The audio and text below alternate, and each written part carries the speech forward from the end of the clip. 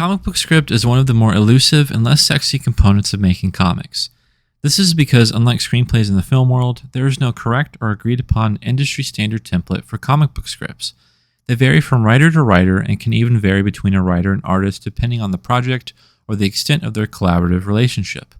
This can be both freeing and frustrating for the newbie comic book writer. It's common to hear terms like full script or Marvel method, sometimes called Marvel style, when the topic comes up, but what do these terms actually mean? How is one to know which to adopt? Where does one begin to write a comic book script, and what is the purpose of the comic book script in the first place? These are the questions that will be answered in this part of my ongoing video workshop series, Creating My First Comic. It's my goal by the end of this video that anyone who has never written a comic book script but has always wanted to learn how will have the confidence and tools to do so. As with the previous 3 parts in this series, we will be using my first comic book seasons as an example.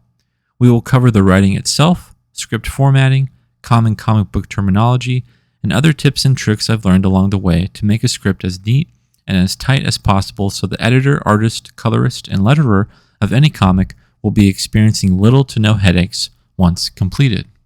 Before we continue, do me a huge favor and please sign up to be notified when Seasons Volumes 1 and 2, Spring and Summer, launch on Kickstarter. The hit Supernatural graphic novel series is returning soon in trade paperback format in anticipation for the upcoming release of Seasons Volume 3 Fall, so please click that Notify Me on Launch button, and let's make this my most successful campaign to date. With over 200 pages of jaw-dropping black and white artwork by Anthony Gonzalez Clark, you'll want to get caught up before Fletcher's one-year journey resumes. And just so you're aware, I write full script and hire artists to draw my story, so a majority of my thoughts as we progress reflects this particular process. Point 1. The purpose. The purpose of the comic book script is to not handcuff your team. It is to unleash them. First and foremost, the comic book script is a blueprint document for yourself and your team. It is not a work of art, but it is what makes art work. You can quote me on that. Its primary function is to communicate clearly with the artist. What the artist puts down on the page lives and dies by the script. If it's not in there, don't expect them to draw it. The same can be said regarding the letterer if they are a separate person. Writing comics for the better part of a decade, I've been guilty of both crimes. Maybe only 5 people, sometimes less if you're both the writer and artist, on average will ever read your script. But do not discount its vital utility and importance in crafting a competent story. It is where every comic book begins to take shape. The script should act as a reference point for all creative parties involved, and it's the responsibility of the writer to make the comic book script easy to follow and easy to understand. Descriptiveness, emotion, and intent must be stated. Spoil every plot point in detail if you have to, so the artist can enhance the visual impact. Writing a comic book script that is thoroughly vetted to account for what you expect your team to deliver is crucial. However, do not treat the script as the final word on every creative decision. Rather, treat it as a living, breathing foundational document that can be altered in service of the story at any given time. What may read well on the blank page may not translate to the comic book page itself, and it's not until the final lettering pass where the script is no longer needed, but you're still technically writing it. Since I'm not a comic book artist, there have been plenty of times where the X number of panels I had mapped out in the script turned into more or less panels on a page, and I had to adjust the dialogue accordingly to fit this new pace. It's moments like these where you have to learn to think on your feet, to learn to think visually, and to be open to changes by the artist. The writer and artist should not be competing against one another. The best comics are the ones where both writer and artist are in sync. It's like a dance. At times, one partner will lead, and then at other times, the other partner will lead. You must know what you want, but you also must be flexible, and you must not let your precious dialogue compromise the harmonization of words and pictures. This is assuming, of course, you agree to these changes during the layout stage, which is where the most friction between the script and the art will occur. Point 2. The count. There's a certain amount of elementary math involved when it comes to writing comics. Like it or not, you're going to be thinking a lot about numbers when it comes to the comic book script. I'm talking about page count, panel count, balloon count, and word count. Weighing these directly affects the pacing of your book, so it's nothing to gloss over. A writer must be mindful of each of these if they want to execute their story properly. Right off the bat, a writer needs to ask themselves roughly how many pages their comic is going to be. The scale of their story may end up turning their comic into a graphic novel instead, so there needs to be some finite parameters. Typically, Monthly single comic book issues range anywhere from 20 to 28 pages, but the standard graphic novel page count is 64 pages. Batman the Killing Joke, for example. This doesn't mean you can't have a 48-page single-issue comic, but knowing the industry standards of page count is helpful when writing your comic, as well as crowdfunding it or shopping it around to publishers. And don't get me started on budgeting. Seasons was originally conceived as a single-issue series, so I arbitrarily opted for 25 to 30 pages per issue because it felt right. But when the idea of crowdfunding the series presented itself, I decided to collect each issue into one volume instead of crowdfunding or releasing each issue one at a time. It may seem counterintuitive to fit a story within the predetermined page count, and it kind of is, but comics adhere to a publisher's needs. And even if a writer or artist is self-publishing, it's still useful to get a sense of what readers are used to if you're selling a comic or graphic novel. My final word of advice in regard to page count: stick to even numbers. 20 pages, 22 pages, 24 pages, 26 pages, 28 pages, etc. In traditional publishing, you always want your comic to start on the right side and end on the left side. Furthermore, the left side of a 2-page splash page has to be an even number, say page 14, and the right side has to be an odd number, what would be page 15. Otherwise, you'll have the 2-page splash overflow into the page turn, and the entire image will be essentially cut in half, creating a jarring experience for your readers. This is an egregious rookie mistake that most artists or printers will catch for you, but your entire book will potentially need to be reworked either by adding or subtracting some pages. Save yourself the trouble and pay attention to your page count while writing your script. Panels are the boxes that fill the pages of a comic, and they can come in all shapes and sizes. How many panels there are per page is ultimately decided by, drumroll please, surprise, the artist. This does not mean the writer is off the hook though. It's the job of the writer to explain the sequence of events on any given page and break down each action panel by panel in the script as best they can. At the end of the day, the number of panels on any given page is determined by what the scene requires, usually agreed upon by both writer and artist, but there are opportunities to significantly improve a scene by thinking visually and writing down these thoughts and feelings in the panel descriptions themselves. Be aware that more panels on a page will slow the pace for the reader, while less panels will quicken it. In my experience, most artists don't like drawing more than 5 to 7 panels per page, but this isn't a universally held preference. Just remember to consider if what you're asking the artist to draw is reasonable and if there's enough room or quote-unquote real estate on the page to actually fit it on there. If not, go to the next page. Speaking of real estate, this brings us to balloon count and word count. As with the page count and panel count, a writer is limited to how much can be held within a page without giving the reader an eyesore. Unlike a novelist or screenwriter, the comic book writer will find that less is more. This applies specifically to dialogue and or narration. The panel count of a page will govern the amount of space there is for characters to speak and interact. This is why it is paramount for the writer to make every word count and every word matter. There's literally no room for any fat or flowery overindulgence on the comic book page. Only the most skilled and experimental writers can pull it off well. I'm not suggesting that a comic book writer cannot pour their heart and soul out on the page and let it rip. Writers like Alan Moore, Grant Morrison, and Neil Gaiman come to mind, but they should not do so at the expense of the artwork. A rule of thumb when it comes to word count is 25 to 30 words max per word balloon. Of course, a writer will not be breaking any rules if they exceed this number of words. It just might turn off some readers, which we want to avoid if possible. Point 3. The format. As I stated above, there is no industry standard comic book script format. There are, however, many examples of comic book scripts written by professional comic book writers out in the wild. I've never tried the Marvel method, essentially writing an outline or handful of paragraphs generally summarizing the overall plot points of a story, so we'll be focusing on the full script method in this section.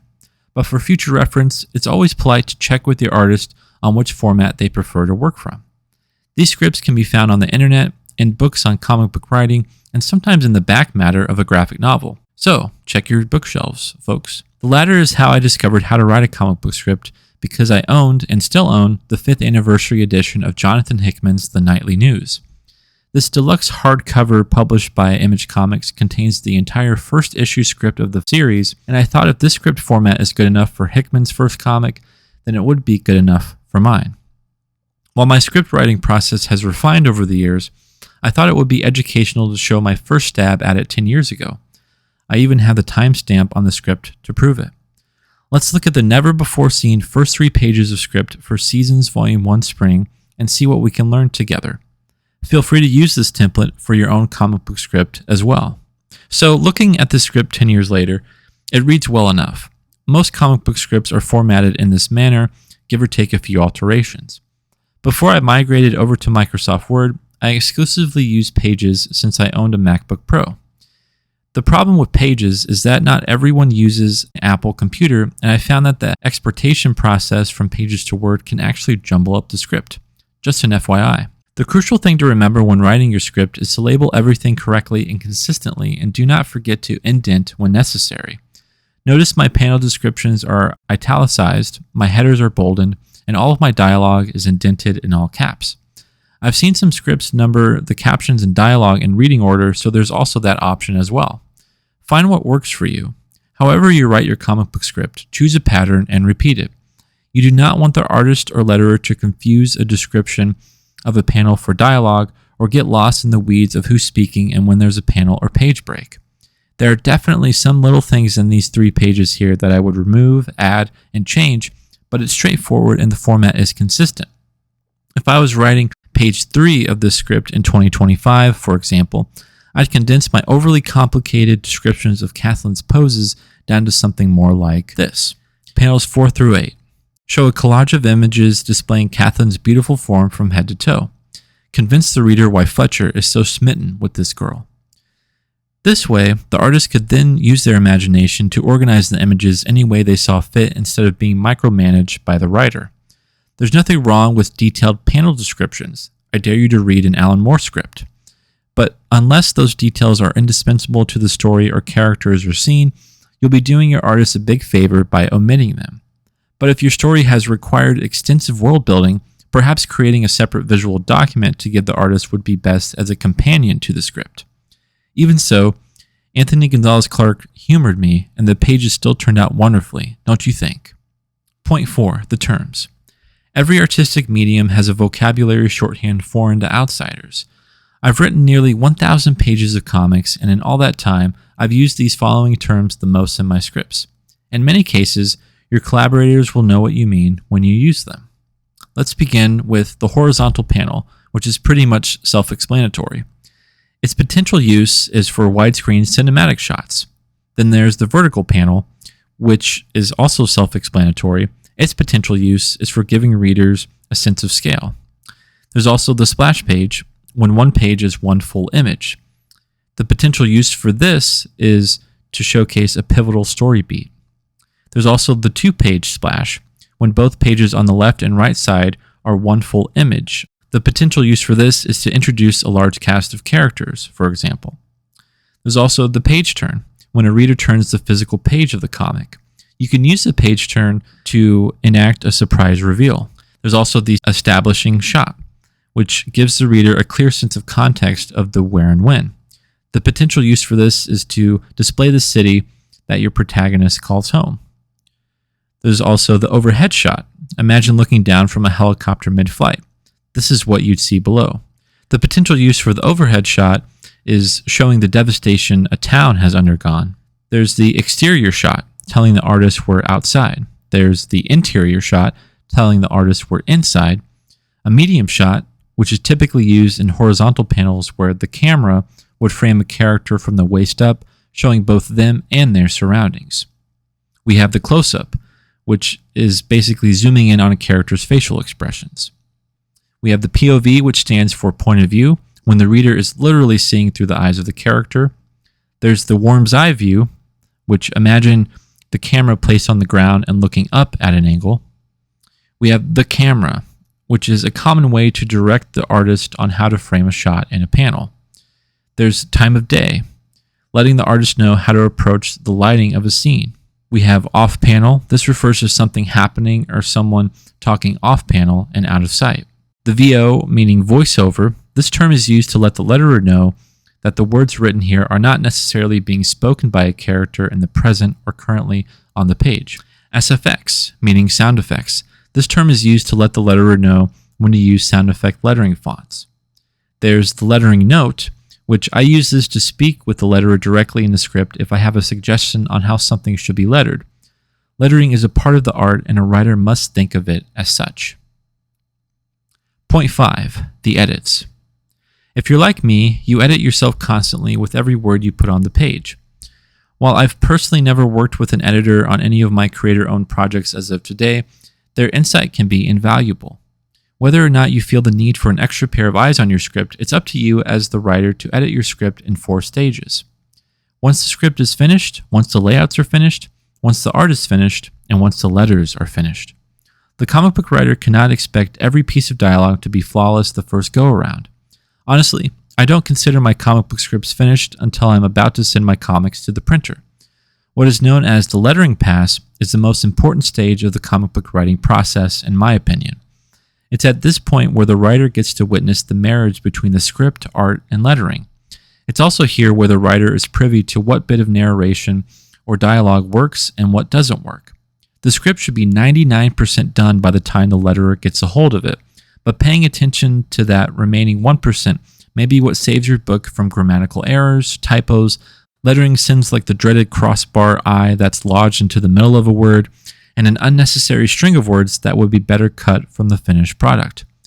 This is my favorite and least favorite part of making comics because it's not the letterer's job or the artist's job to check for the writer's, presumably your, mistakes. Mark my words, do not rush the lettering pass. These have been my thoughts on how to write a proper and professional comic book script that's ready to be delivered to your artist. I truly hope this video series has been helpful to you in your comics writing journey so far. Is there anything I missed? What's something you'll take away from this segment in particular? Do you enjoy the script writing process or loathe it? What are some books on comic book writing that you'd recommend? Be sure to make your voice heard and let me know in the comments.